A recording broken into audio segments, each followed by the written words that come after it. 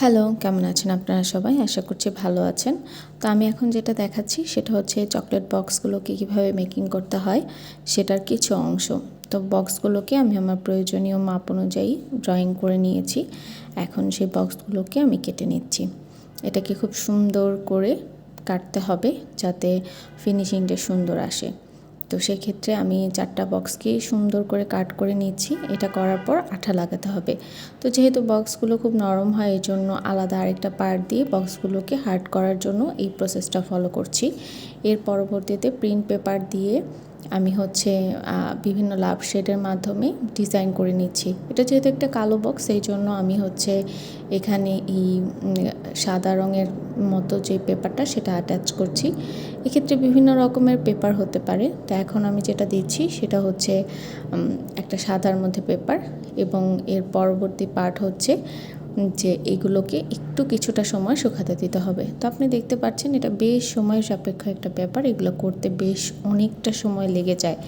একটা box process করতেই almost 2-3 ঘন্টার মতো সময় লেগে যায়, যার জন্য এগুলো আসলে কিছুটা এক্সপেন্সেস হয়ে থাকে।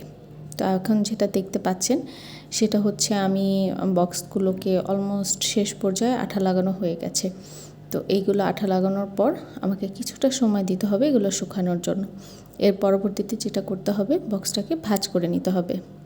এবার বক্সটাকে ভাঁজ করে নিতে হবে যাতে চকলেট বক্সটা লাগানোর ক্ষেত্রে একটু সুবিধা হয়। 4টা বক্সকেই আমি হচ্ছে একটা কলমের সাহায্যে ভাঁজ করে নিচ্ছি। ভাঁজ করার পর আমাকে হচ্ছে চকলেটটা লাগাতে হবে।